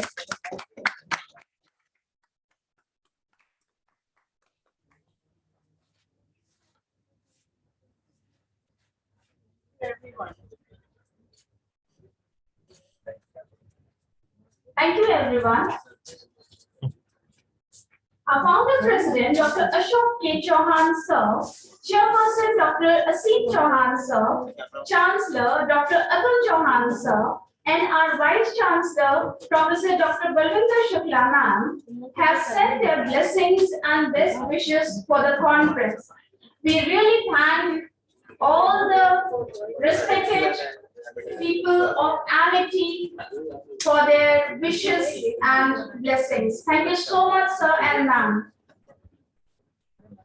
The most important thing in life is to enjoy your life itself, to be happy, and it is that all matters. Who can be a better person than our chief guest, Dr. T.S. Padyal, sir, former Minister of Education, Royal Government of Bhutan, to speak on happiness. I invite Professor Dr. Mala Tandil, ma'am, to please come and introduce Dr. T.S. Padyal, sir. Ma'am, please. Thank you, Janki. Very good afternoon to everyone, and it's my great pleasure to introduce our chief guest for the day, the session, Dr. T.S. Padyal, sir. Dusit Peace Laureate, former Minister of Education, Dr. Thakur S. Padyal, is an educator by choice, conviction, and passion, with particular interest in education as a noble sector, institutional integrity, national self-respect, moral literacy, ecological well-being, and cross-national happiness. Deeply invested in the outer and inner life of his nation, Professor Padyal has traveled across the length and breadth of his beautiful country and represented Bhutan at many important fora around the world. He has been awarded an honorary doctorate in the innovation education for his significant contribution to global education thought. Professor Padyal's little book, My Green School, has been translated into some 18 major languages around the world and taught at many institutions. Other books by Professor Padyal include As I Am, So Is My Nation, Diet Cup, Reflections on State, Citizen, and Citizenship Education, and The Light of My Life as the principal author, and many more.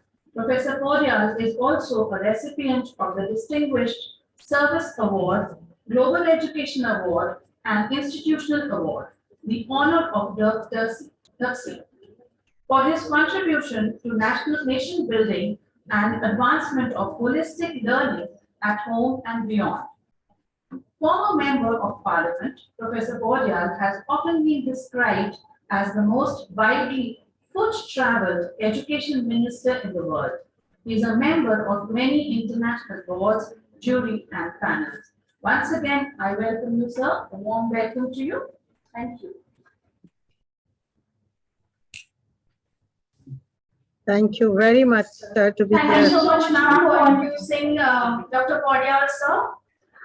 We welcome you, sir, once again on this online platform and to this international conference on happiness. Now, I request, sir, to please address this august gathering with your words of wisdom.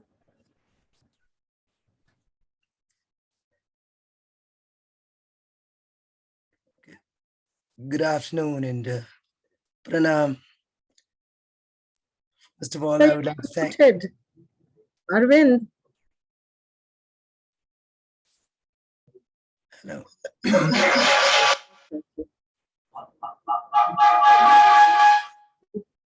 उनकी आवाज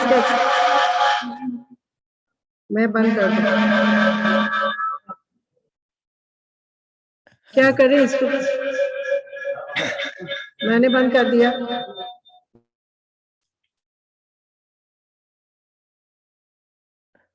Hello.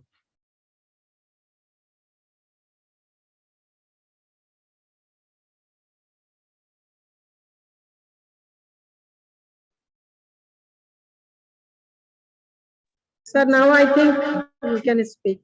Hello. Yes. Welcome, sir. Yeah, thank you so much indeed.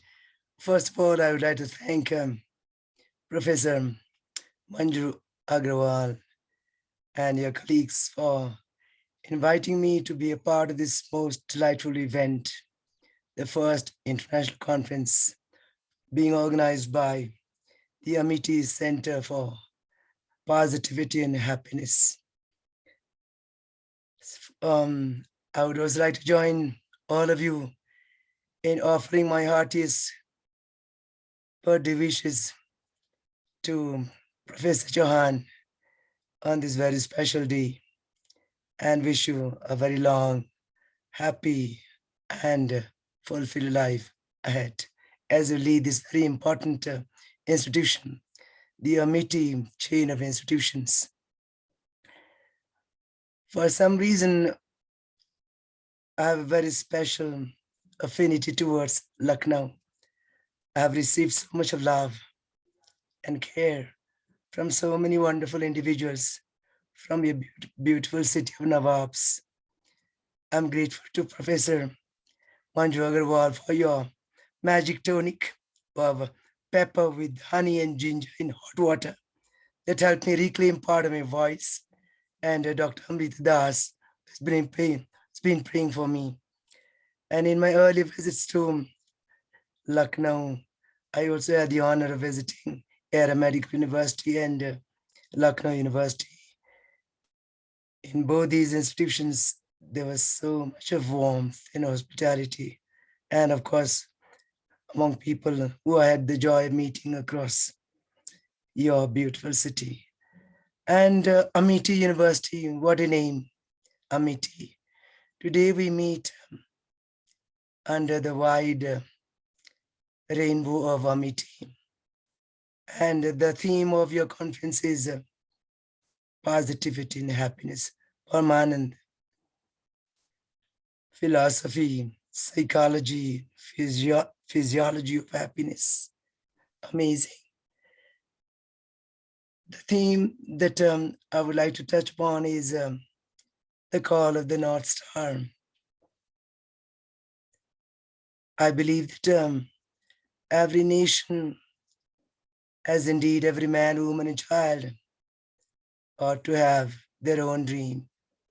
And in the same way, every nation ought to have its own dream, its own goal, its own vision of where it's going to be 5 years down the line, 10, 15, 20 years down the line, 100 years down the line. Long ago, as you know, before human beings invented the precision equipment that we have today to find their direction, sailors and mariners on the wide open seas looked at the North Star to find their direction to the safety of the port. Today in the 21st century, when we have very smart equipment of every manner and shape and size, we may not have the time or the inclination to look at the North Star. But I believe that today, even more than before, we need the aid of the North Star. The North Star to tell us, to guide us in the direction that we're going. As we live in a visionless world, a world that is unsure of where it is going to be in the next 5 years or 10 years or 1500 years. For Bhutan, His Majesty the Fourth King, Gyalpo Jigme Singye Wangchuk, identified the North Star. He called it gross national happiness. He was a very young king when he became the head of state, head of government. He was only 16 going on 17. But as young as he was in body, he was and has been very wise in faculties, in wisdom and foresight and vision. He had to become the head of state and government overnight on the passing away of his father, Dugyalpo Jigme Dorje Wangchuck, who we call the father of modern Bhutan. And the young king was looking around the world to see as to how governments, nations measured progress. What was it that they called development? And he found that most governments, indeed all governments around the world, used the conventional yardstick of gross domestic product to measure progress, to assess development. Somehow our young king felt that gross domestic product as a measure of development did not tell the whole story. It didn't tell a reliable story, a convincing story about progress, about human development, about societal development. It told only a part of the story, the objective story, the physical story, the material story. So he looked around to see how his country, Bhutan, would look at development and progress. And he evolved this notion of gross national happiness as a counterforce to the conventional, highly reductionistic, utilitarian measure of gross domestic product. His Majesty believed that at the end of the day, all human beings across time and space desire to be happy. So if happiness is the ultimate desire of all human beings in all continents, in all countries, across time and space, it ought to be the concern of elected government to make happiness the ultimate goal of development, people's well-being, people's happiness. Because it essentially the most profound desire of all human beings are not necessarily material or physical or economic. As important as economic development is, as important as material development is, they do not tell the whole story of development. They do not tell the whole story of societal flourishing and human flourishing. So what is important is also to take into account the non-material, the non-economic, the non-physical quantities that actually make life worthwhile, that make life meaningful and fulfilling. Our emotional well-being, our psychological well-being, cultural well-being, environmental well-being, economic, ecological well-being, our ethical well-being, spiritual well-being. All these may not be important in the GDP scheme of things, but these are important in the scheme of life, in the scheme of society, in the scheme of national well-being. So His Majesty felt that as important as material well-being is, it is even more important to cultivate these non-material, non-economic elements of life that give meaning and purpose and fulfillment. Our emotional, psychological, cultural, spiritual, ethical, and moral elements that make us who we are, that give us a sense of who we are. At the end of the day, we need friends, we need trust, we need harmony, we need love, we need affection. When we are sad, We need somebody's shoulder to lean on. When we're happy, we need a company to enjoy our moments of joy. In GDP, these do not mean much. These do not matter much. But in life, they're so very important. His Majesty believed that the level of material well-being does not necessarily indicate the level of happiness or the level of well-being. In fact, the level of material development and the level of happiness could be diametrically opposed to each other. The richest people in the world are not necessarily the happiest people. Whereas some of the not so rich people could be very happy indeed. And we have seen so many examples in our societies and in our nations. His Majesty also believed that the goal of life cannot be an unending cycle of production and consumption, more production and more consumption. Today, what's happening around the world is infinite levels of production, infinite levels of consumption. And these do not necessarily translate into well-being and happiness. Global warming, climate change, mass migrations of people, uprooting of people, breakdown of our social network, our values, our spiritual traditions, our cultural foundations have been shaken.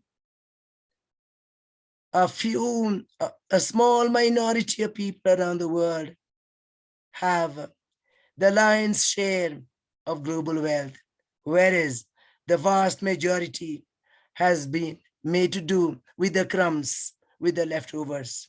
It's a very unequal world. It's a very, very unbalanced level and scheme of development progress. That is why His Majesty felt that as Dr. Priyadarshini was saying so beautifully, we have to look at both the objective as well as the subjective levels of well-being, state of well-being. So we call these factors that make or that contribute to a sense of well-being pillars of gross national happiness. So the architecture of gross national happiness is supported by these 4 pillars. This could be the factors or the environment, enabling the enablers that Dr. Ghosh is talking about. And these enablers, Bhutan, are bringing about a balanced and equitable socio-economic development. Today, inequity or imbalance in the distribution of resources, in the distribution of opportunities amongst people in the society is a big cause for unhappiness. A small minority, as I was saying earlier on, having the lion's share of the wealth, and the big majority having to make do with the leftovers. So it is important, if we want to bring about happiness, if we want to bring about a sense of well-being in the society, it's important to ensure that opportunities for development and the fruits of development are equitably distributed amongst the people in the society. So bringing about balanced and equitable development is an important enabler of happiness in the society. The second very important enabler is conservation of the natural environment, conservation of the natural environment. His Majesty the Fourth King, way back in the mid-80s, realized that a time would come when the earth would hit back in the form of global warming, climate change. So it is important to ensure the health and the integrity of our planet Earth. That is why His Majesty was very concerned about ensuring the well-being, ensuring the integrity of our water, integrity of the air that we breathe, integrity of the earth on which we walk. the vegetation that ensures the oxygen that we breathe. Because at the end of the day, we human beings are only a small microcosm of the big macrocosm of this planet Earth. We share this planet Earth with so many other beings, with so many plants and animals and the birds. In the sea, life in the sea, life on land, life in the air, life everywhere in between. We share this planet Earth with all these beings. So we have to have humility, a sense of humility, and to believe that we are only a microcosm of the big macrocosm of this planet Earth. So ensuring the well-being of our Earth, ensuring the integrity of the water that we drink, the air that we breathe, the vegetation that gives us oxygen for life, ensuring that this Earth is a shared home of all these beings is a very important contributor to happiness, contributor to well-being. Today, when we look around, thanks to global warming, thanks to climate change, snow is melting at a rate unprecedented in history. Sea level is rising at a rate unprecedented in history. In the next couple of years, some nations may no longer be visible on the face of this earth. That is the seriousness of this global warming. How in the name of development, how in the name of GDP, how in the name of revenue generation, we're destroying the natural vegetation, destroying the earth, exploiting the finite resources of our planet Earth to satisfy the infinite greed of human beings. So that's why His Majesty, as young as he was, realized that a time would come in the future when humanity would be faced with them, what we call today global warming and climate change. His Majesty did not use the word or the expression climate change or global warming, but he knew what was coming, what is on the way. And today, the world is grappling with this challenge. So conservation of the natural environment, ensuring the well-being of planet Earth, the integrity of the water, the sea, the land, and the air is so very important, not only for Bhutan, but for humanity, for the whole world, for humanity, in order for us to live our lives in peace and in happiness. The third element is preservation and conservation of our heritage, our traditions, our beliefs. Today, many people do not talk about culture and tradition. This is a word that has become flat in the language of Friedman's. But for Bhutan, as indeed for countries around the world, especially in our part of the world, in the eastern part, in our part of the world, culture has been so very important. Our civilizational roots, our cultural roots, dating back to several thousand years. Our great civilizations, our cultures, our philosophy, our art, our language, our literature, our music, our sports, our belief systems. These have stood us in good stead. Long before anybody talked about how zero came into being, how the mathematical foundations came into being, the scientific foundations came into being, our part of the world had already established those foundations. And today we are getting bogged down in trying to understand what the Industrial Revolution unleashed, very easily forgetting, conveniently forgetting our great universities, our Nalandas, our Magad universities, our great learning centers, our great foundational roots. So That's why a lot of the countries today have become rootless, uprooted, no sense of where they came from, no sense of identity, no sense of belonging, no sense of rootedness. That's why succeeding generations of our citizens, succeeding generations would have to understand where we came from, where we are going. What are those cultural roots, our foundations, our values, our philosophical traditions, our great spiritual traditions. These are so very important. So for Bhutan, these are very important, as indeed they're very important indeed for any other culture as well. Because human beings are cultural beings. Culture is the way we express ourselves. Culture is the way we identify who we are.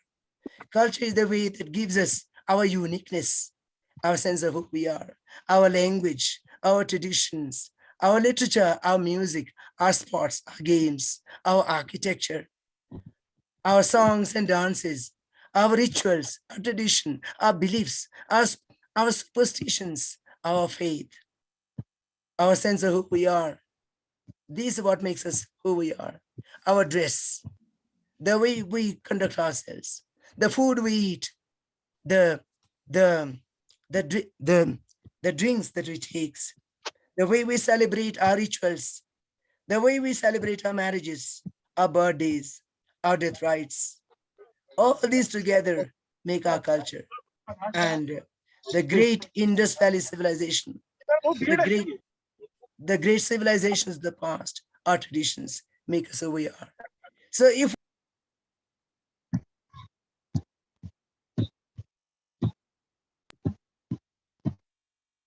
if we are uprooted from our culture, we become rudderless. We have no sense of who we are, where we are going. The fourth element of the fourth enabler is good governance. Good governance cuts across all other factors or pillars. Good governance is so important. Good governance can be a cause of happiness, just as bad governance could be a cause of unhappiness. Countries around the world today are struggling under bad governance because governments do not know what is the priority for the people. There's no sense of direction, the sense of purpose, where the countries are going to be in the next 5, 10, 15 years. What are the problems that the people are facing? What are the challenges that the society is facing? What are the challenges that the nation is facing? So good governance can be an instrument of happiness, while at the same time, bad governance can be a great cause for unhappiness. His Majesty, the fourth king, believed that at the end of the day, at the end of five-year plans, if the people are no happier than they were before, we have to know that the plans fails. So that's why in terms of our own sense of what makes people happy, we look at these enablers, these factors, these pillars, bring about balanced and equitable socio-economic development. Our attention to the integrity of the health of our planet, natural environment, our culture and tradition, governance. We could have more pillars or more enablers, but at the moment we believe that these are extensive enough, expansive enough to accommodate the basic minimum conditions that we believe will create a sense of well-being and happiness in our people. And of course, these 4 pillars are broken down into what we call the 9 domains. And in the 9 domains, we have things like psychological well-being, time use, ecological and cultural resilience, good governance features, health features in a very important way, education features in a very important way. So these 9 domains are again further down, broken further down. However, I must also say that Even though Bhutan is supposed to be the birthplace of gross national happiness, we have no illusion about where we stand in relation to where we want to be. Gross national happiness is our dream, is our prayer, is our hope that even though we may not get there to the promised land in one generation or even in 2 generations, or not at all, we believe that we need a North Star, we need a goal, we need a North Star to guide us. We need a vision, and this vision we call gross national happiness. We have no illusion about the challenges that we face. It is very easy to ride the horse in the direction in which it is going. The GDP horse is very easy to ride. We can cut down all the trees, mine all the oceans, almost overnight. We can double or triple our GDP. But what will be left for the next generation and the generation after, for our children and our children's children? So we believe that gross national happiness as a development paradigm is a lot more challenging and complex to understand and to advance. But we believe that this is the right way to go. GDP talks about the principle of the possible, but GNH talks about the principle of the desirable. Which is the desirable way to go? The GDP way or the GNH ways? The unsustainable way or the sustainable and the holistic ways? So this is the challenge. And I'm so glad that institutions like Amity University, your center of positivity and happiness, is doing precisely this. Create conditions whereby your community and the community beyond the university, your city community, your state community, your national community, the global community will be able to derive the benefit that can emanate from you. And I'm so happy that even within a city like Lucknow, you have such great institutions. You have Amity University, Era University, you have Lucknow University, and so many other institutions I'm sure there are that are actually advancing this effort to make this world a better place, to make our planet Earth much more sustainable.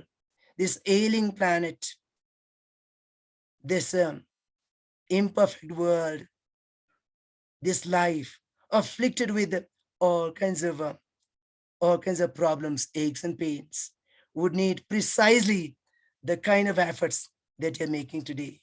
And I'm so glad that we have such institutions of higher learning in the world dedicated to making a difference, positive difference.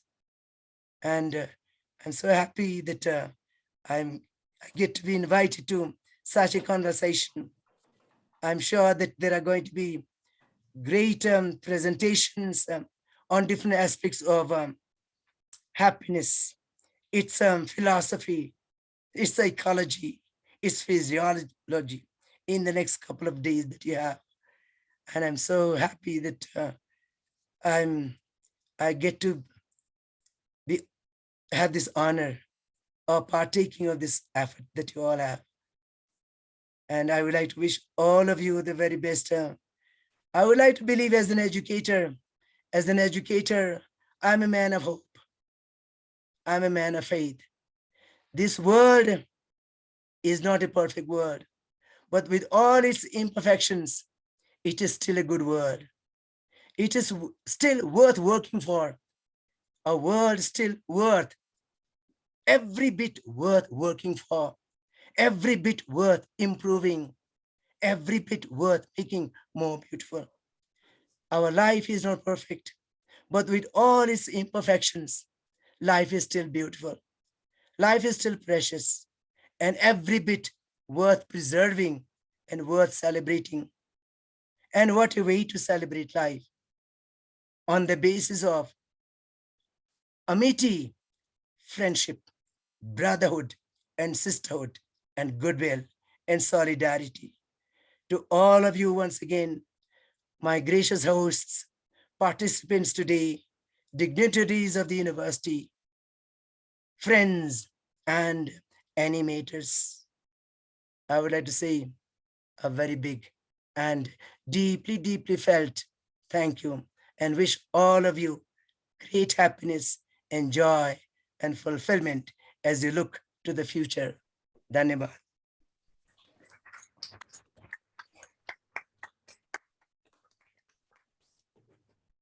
We are overwhelmed by listening to you, sir. Thank you so much.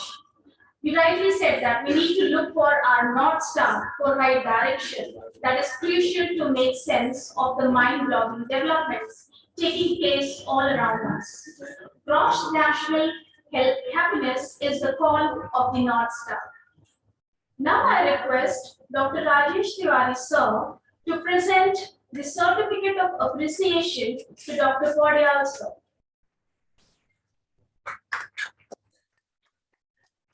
Thank you so much indeed. Thank you so much. Thank you so much, sir. Thank you so much. Is inversely proportional to quantum of desires pouring into the mind.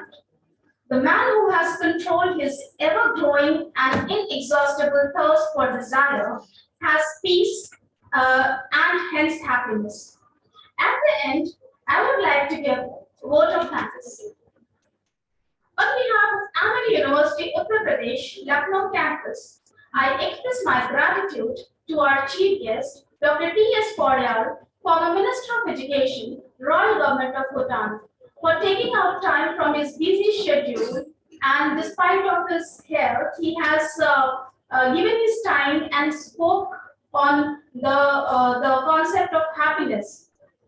We welcome you, sir, and we thank you on this first international conference on Parmanand. Thank you for sharing your experiences and knowledge with us. I express my gratitude to our keynote speaker, Professor Dr. Priyadarshi Patnaik, Head of Reiki Center of Excellence for Science of Happiness, IIT Kharagpur, for giving his valuable time. His thoughts and ideas on happiness are to be imbibed by each of us. I would like to express my heartfelt thanks to our delegates who have joined us online and offline. Dr. Girishwar Mishra, former VC, MG Antarashtriya Hindi Vishwavidyalaya from Maharashtra, Dr. Sujata, Dr. Shweta Sethi, Professor Sonia, Dr. Elizabeth Devi from China, Professor Abbas Ali Mehdi from King George Medical College, Dr. Falu Ramani from California, USA, Dr. Sukanya Rai from Massachusetts, USA, Dr. Amrita Das, Dr. Venkatraman, Director, Projects and Programs from Mumbai, Dr. Meeta Ghosh, Head of Happiness Era University, and all the resource persons who have joined and delivered the lecture yesterday in the pre-conference workshop. Ms. Atman Parmar, founder of Radical Healing System, Dr. Samdu Chetri, former director, GNH Center, Bhutan, Dr. Rangnath Chaudhary, founder, Vitality Living College, and all the dignitaries who have joined us in this inaugural session. I would like to express my heartfelt gratitude to our Honorable Founder President of Amity University, Dr. Ashok K. Chauhan, sir, for his constant motivation and inspiration. I express my heartfelt thanks to Honorable Chancellor, Dr. Atul Chauhan, sir, for providing the opportunity to organize this conference. A special mention to respected Chairperson, AUP Lucknow campus, Dr. Asim Chauhan, sir, for being the catalyst and that has stimulated us to do our best and standing as a pillar of strength. I am grateful to respected Vice Chancellor, Professor Dr. Balwinder Shukla ma'am, for her vision and dedication to provide conducive environment to organize this conference. I express my gratitude to Pro Vice Chancellor, Professor Dr. Sunil Ganeshwar, sir, Amity University, Lucknow campus, for his constant guidance and support. A very warm thanks to Assistant Pro Vice Chancellor, Wing Commander Dr. Anil Tiwari, sir, for his support. I extend my deep sense of gratitude to our Dean Student Welfare, Professor Dr. Manju Agarwal, ma'am, Her guidance is a great motivation for us to keep making efforts to progress. A special mention to Dr. Rajesh Tiwari sir, Dean Academics, Amity Lucknow campus, for his constant support for this conference. I would like to extend my heartfelt thanks to Dr. Sanjay Mohan Johari sir, Director ASCO, who has given his constant support in preparing the movie on happiness. I acknowledge the support of Director IT and staff, along with Director Admin and staff of Lucknow and Noida for providing all the necessary arrangements. I thank Dr. Jagdish sir, Director ACEPH, who is there. I thank all the HOIs, HODs, faculty, staff, and students for participating in this conference on happiness. I would like to thank Mr. Soman Bhattacharya for his constant support for creating creatives for the conference. I express my gratitude to the organizing secretary of the conference, Dr. Ritu Tripathi Chakravarti, and review committee member, Dr. Vartika Shrivastava, for their efforts. Special thanks to the students of organizing team, Akanksha, Yogita, Amal, Rajrishi, and every student for being support system for this conference. To conclude with what is said in Bhagavad Gita, chapter 2, verse 66. Nasti buddhir yuktasya, na cha yuktasya bhavna, na cha bhavyatah shantasya buddha sukham. Translated, this means, there is no knowledge of the self to the unsteady, and to the unsteady, no meditation is possible, and to the unmeditative, there can be no peace, and to the man who has no peace, how can there be happiness? Happiness reigns where impulse of desire, anger, and greed are curbed. I am Janvi Shrivastava, Assistant Professor, Amity Institute of Education, saying thank you. We will disperse here today, and I request all the dignitaries and everyone to join the plenary session of the conference sharp at 2 p.m. IST, conducted by former VC Professor Dr. Girishwar Mishra. The Zoom link has been provided on WhatsApp. Thank you so much, everyone. Now I request everyone to please join for a cup of tea. Thank you. Thank you, everyone. Dr. Podyar, you could speak, and despite your very bad throat, I'm really, really grateful to you, Dr. Das. You had been here throughout. Dr. Kavita, Dr. Neeta, Dr. Podyar was out your time for this a blessing. Such a really blessing. important cause. We are truly indebted. Thank you. Thank you so much. And I think this is the beginning and not the end. Thank you so much. Remember, we started in Keep Lucknow. seeking your guidance, actually. So you were very much a part of the initiative we started in Lucknow a few years ago with a happiness conference at which Professor Podyar gave the keynote address. Yes. I'm so happy you've carried this forward in a meaningful way. Because you showed the path. Well, we are all collaborators for a common goal, for that North Star that Dr. Podyar talked about. We are chasing the North Star. Absolutely. I don't know whether I was at all coherent or audible. Very clear, very clear. Despite your bad throat, mumbling all the not at all. Thank you so much. Clarity, complete Thank you so much for your greetings prayers. to you also from all at Institute for Career Studies that you visited while you were here, Professor. Such wonderful memory. And Professor Agrawal, thank you so much for your My pleasure. your Totally advice on the Yes, perfect. That was a perfect remedy. It was so much. Yeah, yes. Thank you very much, and request everyone to join other very interesting plenary sessions. I'll keep sending the links. Thank you so much again, and all the best. Thank you. Bye-bye. Thank you so much.